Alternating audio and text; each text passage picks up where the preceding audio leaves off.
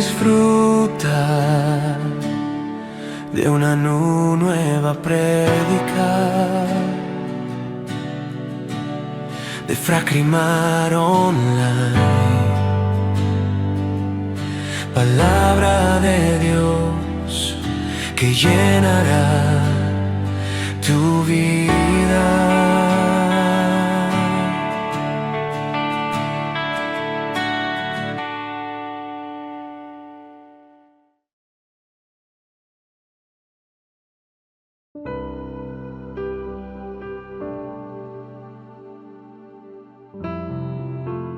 Filipenses 2, 3, 4.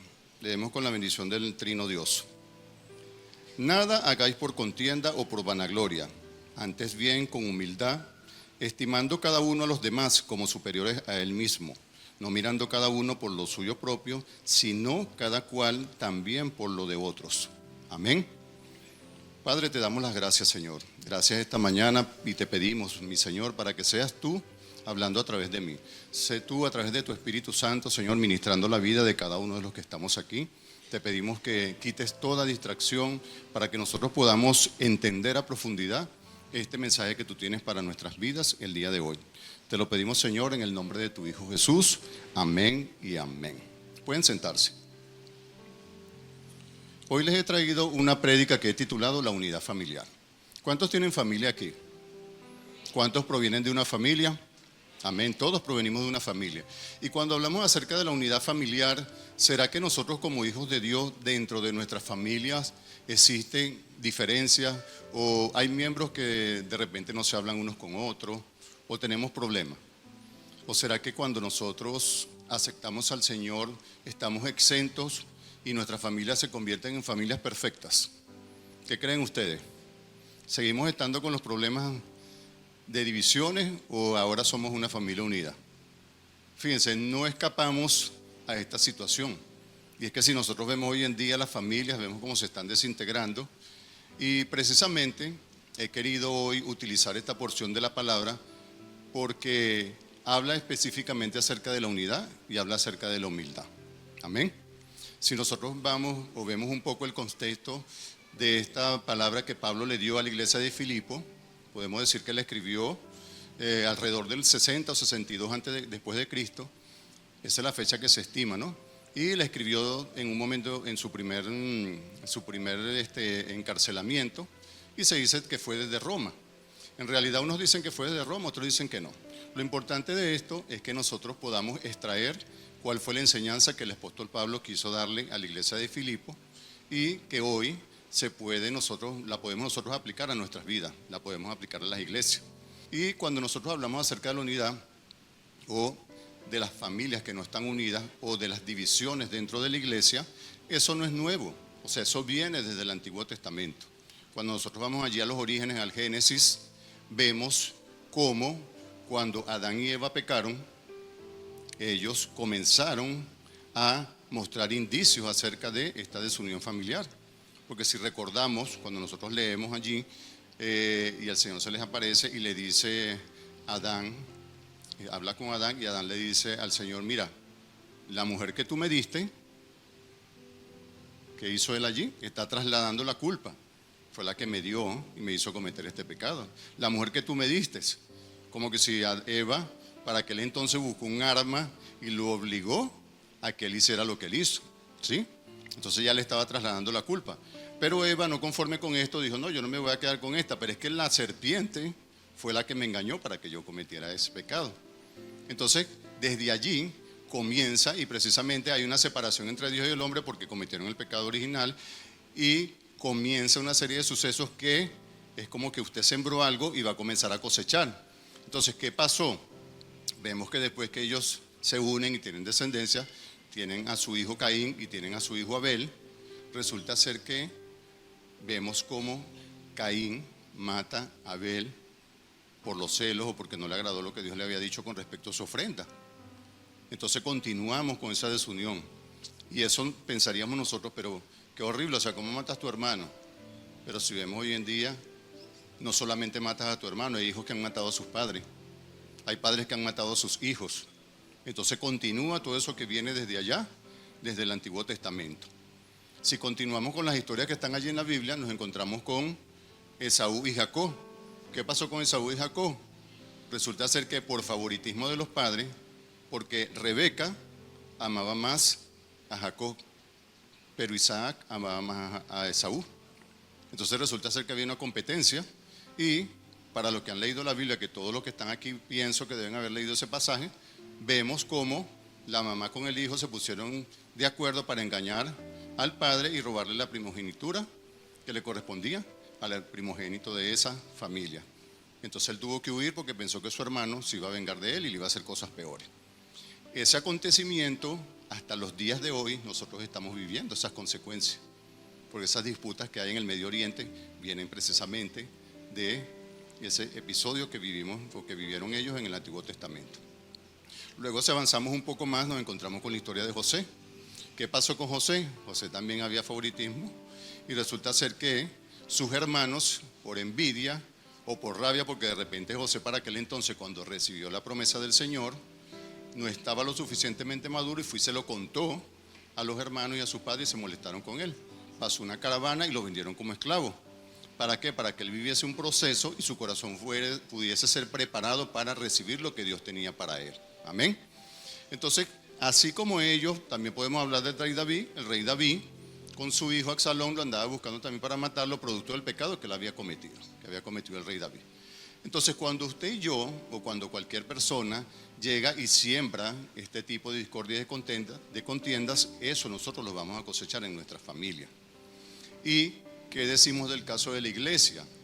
Cuando nosotros estamos hablando acerca de este pasaje, vemos a un Pablo que se está refiriendo o que le está hablando a una de las primeras iglesias que él fundó en Europa, que fue la iglesia de Filipo, por eso se habla de la carta a los filipenses, y él le está diciendo allí a los miembros de la iglesia, específicamente a los líderes, porque esta carta estaba dirigida a ellos, que habían 2 mujeres allí. Si nosotros leemos el capítulo 4, en el verso 2, vemos que Evodia y Sintique, ellas tenían disputas y eran líderes dentro de la iglesia. Entonces le está enviando esa carta precisamente para erradicar esas situaciones. No era que tenían problemas en el área de la doctrina, porque era una iglesia que estaba bien fundamentada, porque él fue el que inició y los enseñó en todo esto, pero eso ocurre dentro de esa iglesia y dentro de las iglesias que estamos viendo hoy, la competencia por el liderazgo, y de repente nos vemos que alguien nos puede, como se dice, sustituir en el cargo que tenemos, y queremos pelear y queremos imponer nuestro punto de vista. Entonces él le estaba diciendo a ella, y en el capítulo 4 específicamente le dice de la misma carta: ruego a Evodia y a Sintique que sean de un mismo sentir en el Señor. Es decir, nosotros podemos estar caminando juntos, pero no podemos tener un mismo sentir. Tenemos un mismo objetivo, que es predicar la palabra. Usted y yo tenemos que predicar la palabra, que fue lo que nos mandó el Señor, la gran comisión, pero podemos estar en desacuerdo, porque yo puedo predicar de una manera, quiero hacer mis estrategias, pero viene otro líder y también quiere hacerlo, y resulta ser que comenzamos a discutir y a pelear porque decimos: no, mi estrategia es la mejor. Y el Pablo les estaba diciendo a estas hermanas, que las 2 eran líderes: yo ruego que ustedes sean de un mismo sentir, porque eso ocasiona divisiones en la iglesia. Entonces, precisamente estas palabras que le está dando era para evitar y dar unos consejos acerca de cómo nosotros podemos evitar que se presenten este tipo de situaciones en la iglesia y en la familia. Entonces, él aquí nos está dando varios consejos. Hoy en la mañana vamos a desarrollar solamente 3 consejos que él le dio a todos los miembros de Filipo y que nosotros lo podemos aplicar a nuestras vidas. El primer consejo lo encontramos en el mismo versículo, comenzando, dice lo siguiente: no hagáis nada por contienda o vanagloria. Vamos a tomar esa primera parte del versículo. ¿Para qué? Para tocar el primer punto. ¿Cuál sería el primer punto? Evita la rivalidad y la vanidad. Evita rivalidad y vanidad. Fíjense, si nosotros buscamos en el diccionario, son desacuerdos, son conflictos, son oposiciones. Pero ¿por qué surge la contienda? La contienda surge sencillamente por nuestra razón de querer imponernos por encima de los demás. O sea, yo siempre quiero tener la razón. O sea, las cosas se hacen a mi manera porque es que yo soy el único que sabe cómo se deben hacer las cosas de aquí. ¿Sí? ¿Han escuchado personas así? No, es que yo soy el que tengo la razón. No es, tú estás equivocado. Eso es una contienda, una persona que siempre está imponiendo su punto de vista. Y eso genera divisiones, porque muchas veces en primera instancia podemos aceptar la opinión de este líder, pero va a llegar un momento en que nos vamos a cansar. Y vamos a decir, no, pero ¿para qué yo voy a estar aquí si no toman en cuenta mi opinión? Sino que simplemente se hace lo que él dice. Entonces Pablo le dice, no hagas nada por contienda, pero también está una segunda parte, que es la vanagloria. ¿Y por qué nace la vanidad? La vanidad nace por el deseo de ser admirado. Es decir, una persona vanidosa requiere ser reconocida. Una persona vanidosa es aquella que se cree lo mejor, o sea, él es el más bonito, él es el que más sabe, él es el que tiene mayor cultura. Esos son los vanidosos y quieren constantemente que se los estén diciendo. Ahora bien, ¿qué está diciendo Pablo con todo esto? Él le está diciendo a la iglesia, para que él entonces, mira, si ustedes van a hacer algo para el Señor, no esperen tener reconocimiento alguno. Si ustedes van a hacer algo para el Señor, no quieras imponer tu punto de vista. Si tú vas a hacer algo para el Señor, entiende que las personas que están allí también tienen criterio propio y que nosotros debemos escuchar porque nosotros no las sabemos todas. O sea, dentro de todo, en la multitud de los consejeros está la sabiduría. Hay que escuchar las personas sabias para que nosotros podamos liderar de una manera efectiva. ¿Qué es un líder? Un líder es una persona que tiene seguidores. Entonces, si yo soy un líder, yo no puedo pretender obligar a las personas imponiendo mi punto de vista a que hagan lo que yo estoy haciendo. Y más si son para las cosas del Señor. Y tampoco esperes que te reconozcan en todo momento. Es como nosotros aquí en la iglesia Maranata. Nosotros contamos con el pastor Agumar y él constantemente nos está felicitando cuando tiene que felicitarnos, nos exhorta cuando tiene que exhortarnos y está mandando mensajes por WhatsApp, tiene reuniones con los líderes para él poder ayudarnos a nosotros para que podamos caminar y tengamos una misma visión. Pero ¿qué pasa con aquellos líderes que son tan egocéntricos, tan vanidosos que necesitan que en todo momento le estén dando una palmadita, que en todo momento le estén diciendo que lo está haciendo bien, que eres el mejor en lo que hace? Y cuando por casualidades de la vida llega el pastor Agumar y pasa porque está apurado y ve a ese líder y no lo saluda, y ahí comienza como que a ponerse nervioso. Está nervioso porque, o sea, ¿qué pasó aquí? Pero si de repente ocurre varias veces porque está muy ocupado, entonces ya el líder, no, pero es que ya no me toman en cuenta. Y es así como esto se va acumulando cuando una persona tiene problemas con la vanidad, tiene problemas porque quiere siempre imponer su punto de vista, y son todos esos líderes que muchas veces nosotros vemos que comienzan a emigrar de las iglesias.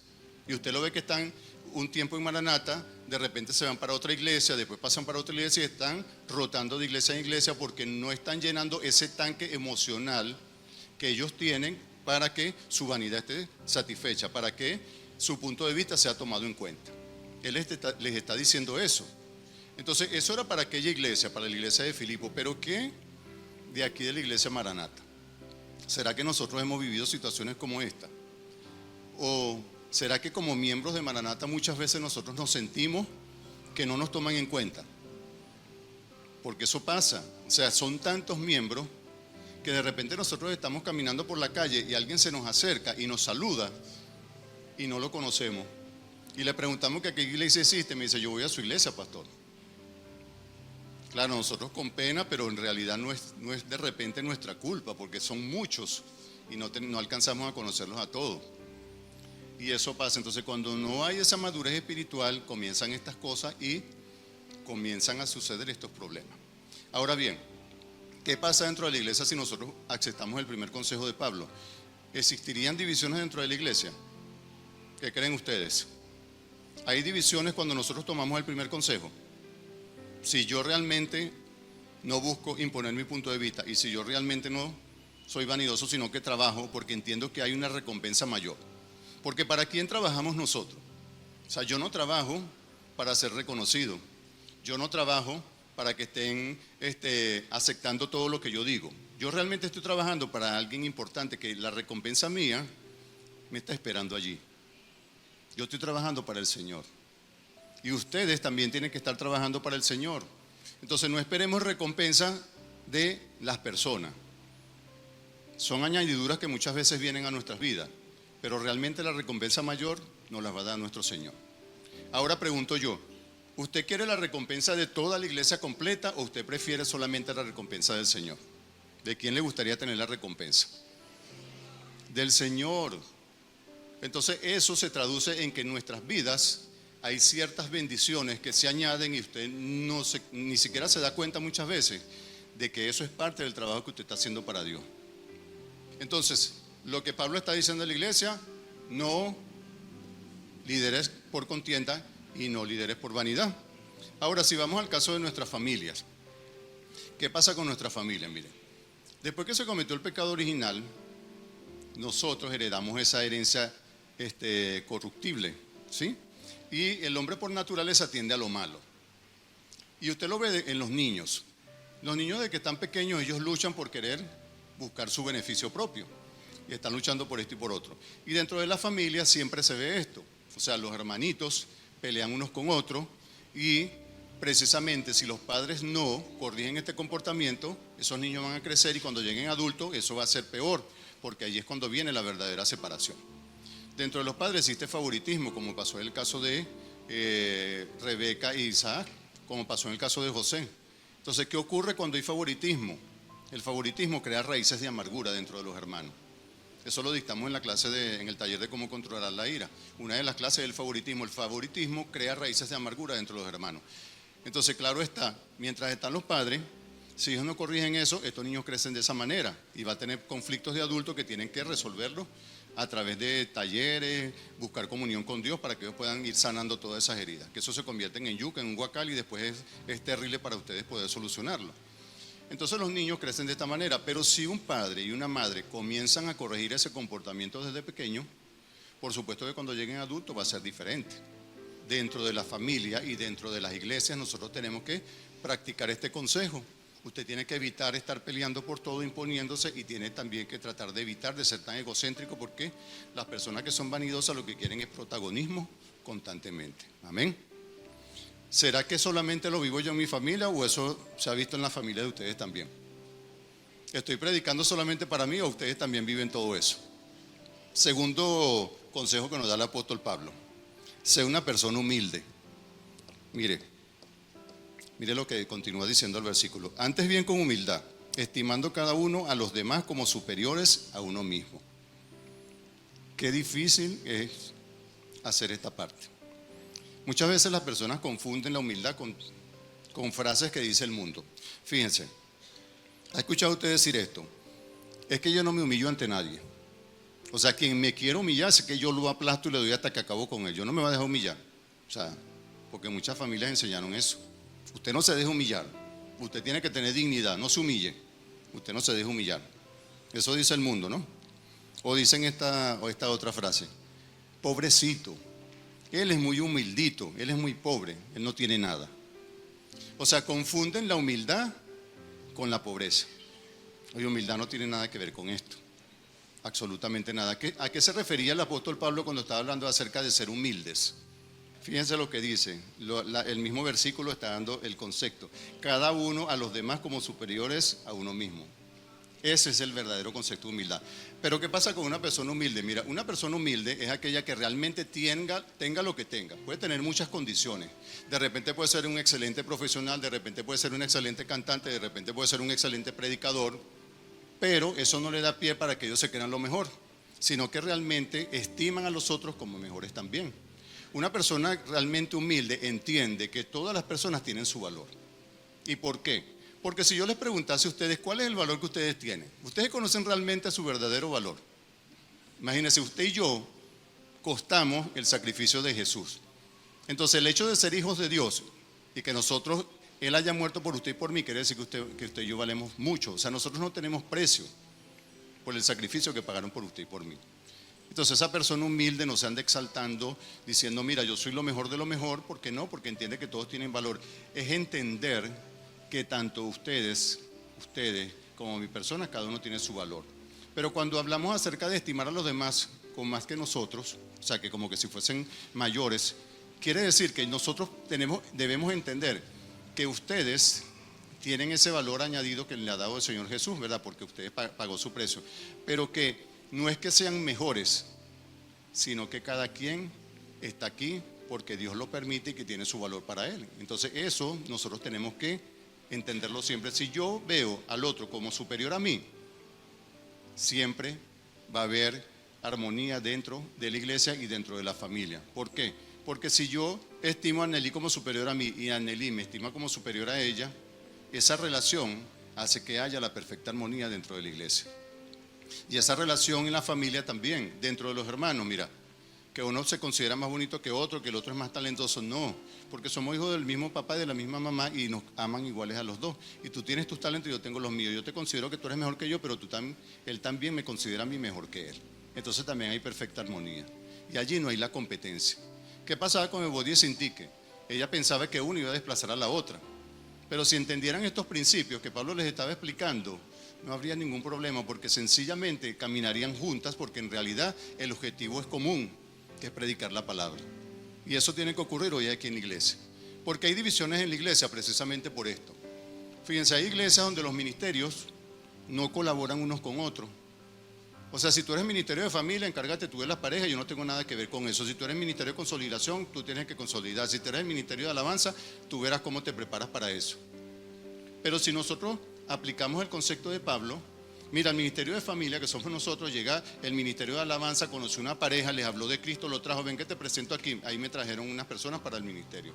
Yo siempre que salgo, todos los días trato de predicarle a alguien. Anteriormente, cuando era nueva creyente, me daba pena hacerlo, pero ahora me puse igual que mi suegra, sanguíneo, y a todo, aunque sea uno le hablo.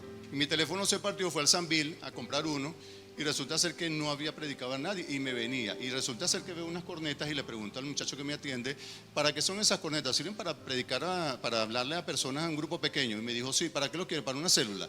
Y yo le digo, ¿tú eres cristiano? Me dijo, bueno, no. Ahorita no estoy asistiendo a ninguna iglesia, porque me fui del país, regresé, y resulta ser que cada vez que voy a la iglesia, algo me detiene y no voy. Y soy adorador, me dijo él. Sí, le digo yo. Entonces, vamos a hacer una cosa, le digo yo tengo un evento en la iglesia, mira, vienen unos cantantes de Caracas, va a estar la salmista Patti, van a ver bien chévere. Le digo, ¿te gustaría que yo te llevara? Y me dijo que sí. Entonces lo voy a traer para acá. Entonces estaba predicándole a él y aproveché de hacer eso. Entonces, ¿qué estoy haciendo aquí? Colaborando con la iglesia, y es un miembro que posiblemente va a participar en el Ministerio de Alabanza y Adoración. Ven como nosotros, si nos estimamos los demás como mayores y tenemos esa comunión y nos podemos ayudar, la iglesia se mantiene unida. Eso es tener ese mismo sentir que Pablo les estaba diciendo a estas dos mujeres líderes de la iglesia de Filipo, que deberían tener para que no hubiesen divisiones. Amén. Entonces, ¿ustedes piensan que con estos dos consejos se acabaría la división en la iglesia? ¿Sí? ¿O será que hay más consejos? Porque Pablo continúa. O sea, no solamente esto, hay un tercer consejo. Uno se complementa con el otro, ¿sí?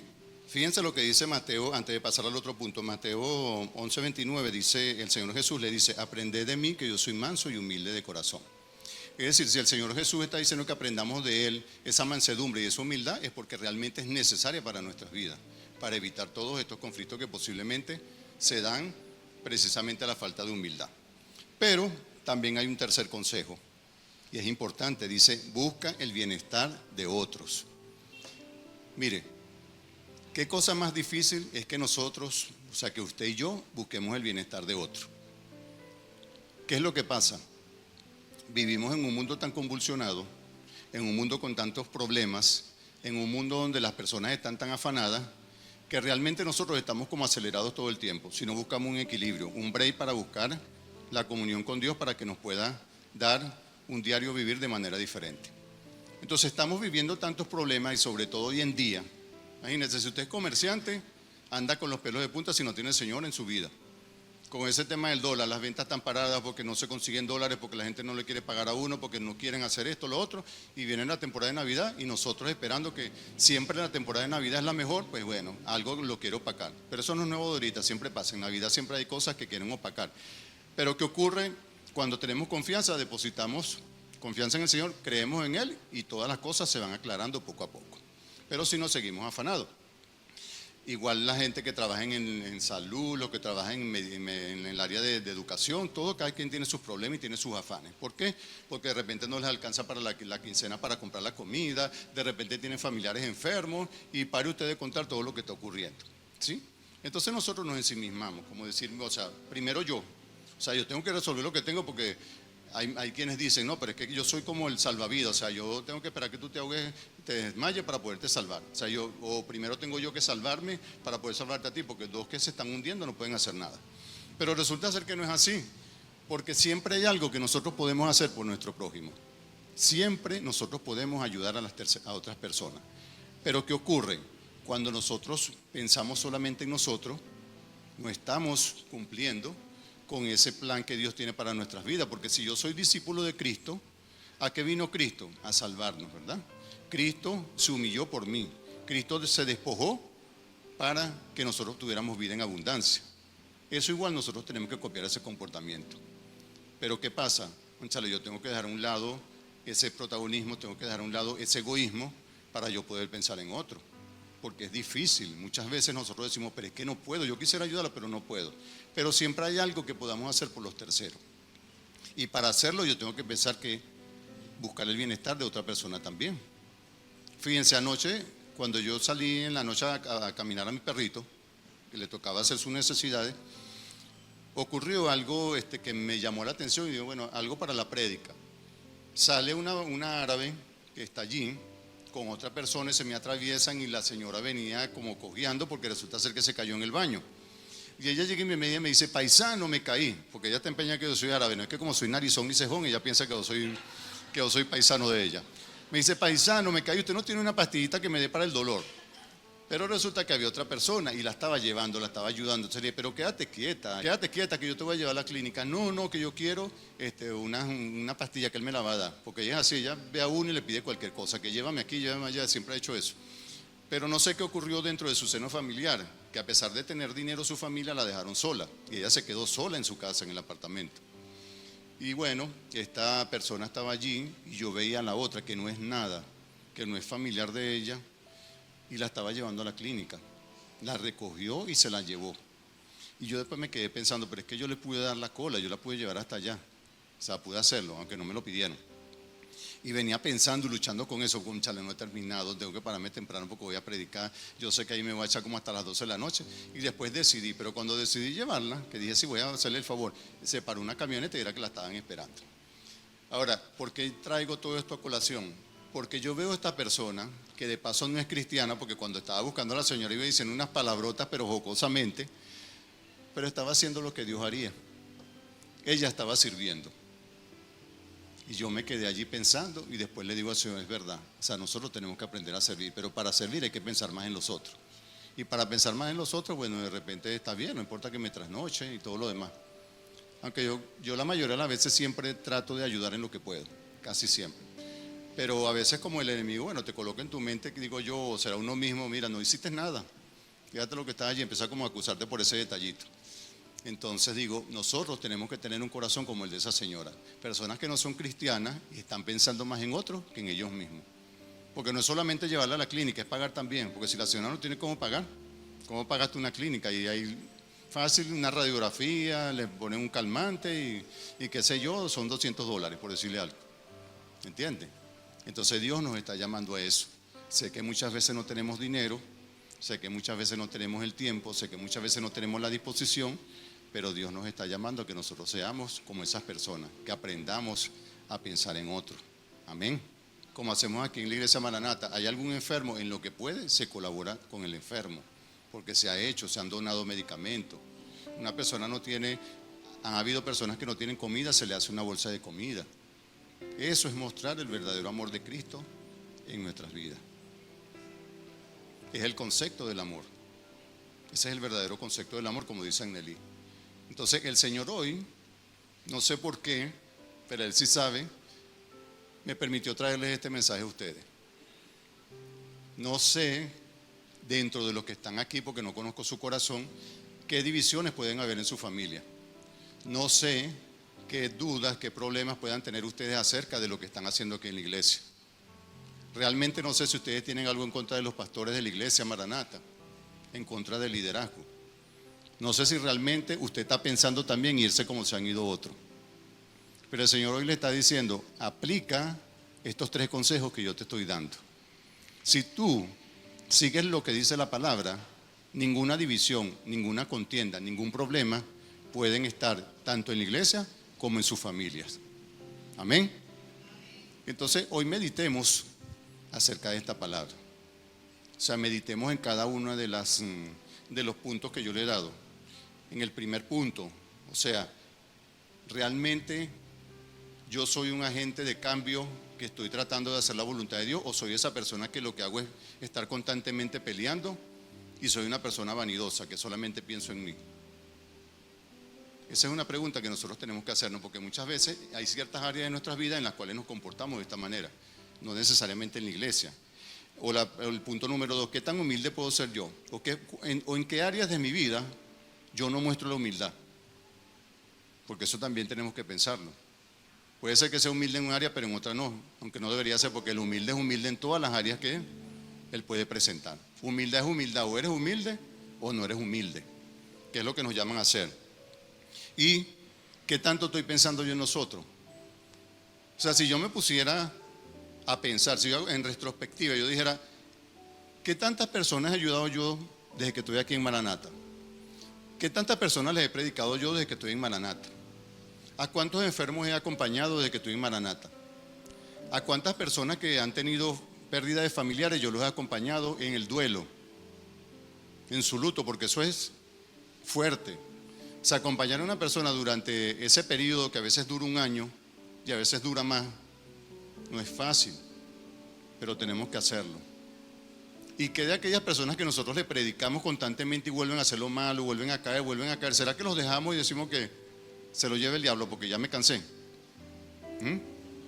Y lo peor de todo, que eso le debe pasar a todos los que están aquí o de repente conocen que les ha pasado. ¿Quiénes tienen ovejas negras en su familia? Cuando nosotros llegamos aquí, que no sabíamos nada de esto, que no conocíamos estos principios, que no conocemos del amor de Cristo, esas ovejas negras las dejamos a un lado. Miren, en mi familia hay 2 personas que nosotros podíamos decirle que son ovejas negras. Miren, intensos como yo solo, y estamos luchando con ellos, mucho, pero no nos podemos cansar, porque yo voy a rendir cuenta por esas personas también, más que son hermanos de sangre. Hay diferentes tipos de aguijones. El apóstol Pablo tenía problemas con su vista, le dijo al Señor, ¿pero por qué? O sea, ¿por qué no puedo quitarme esto? Y él le dijo, bástate en mi gracia. Bástate en mi gracia, porque tu debilidad en el poder se perfecciona. ¿Por qué? Porque Pablo tenía tantas cosas, era tan bueno en todo lo que hacía, erudito de erudito, que él tenía que tener algo que lo mantuviera allí con los pies en la tierra, dependiendo, agarrado del Señor. Entonces yo no sé si ese aguijón que tiene mi hermano es precisamente para que yo pueda superar todo el aguijón que tengo con respecto a mi temperamento, que a pesar de que lo he trabajado mucho, de vez en cuando sale a flote, porque mientras esté aquí, yo voy camino a superar eso, porque vamos camino a la perfección, pero no soy perfecto. Y el hecho de que esté pastoreando el área de familia no quiere decir que José Álvarez sea perfecto, de que todos los defectos que tuvo ya ahora se fueron por arte de magia, porque yo tengo que trabajar en eso. Entonces cuando yo estudié estos principios que me dieron duro, porque de verdad que me afectan también a mi vida, así como le afectó a la de ustedes, quise compartirlo porque cuando hablamos de familia, la familia, que es el diseño original de Dios y que ha sido atacada desde un principio tanto por el enemigo como nuestras propias concupiscencias, nosotros tenemos que trabajar para que sean familias unidas y fortalecidas en la fe. Es la única forma de que usted y yo podamos brillar allá afuera. Si queremos brillar con la luz de Cristo, tenemos que hacer lo que dice la palabra.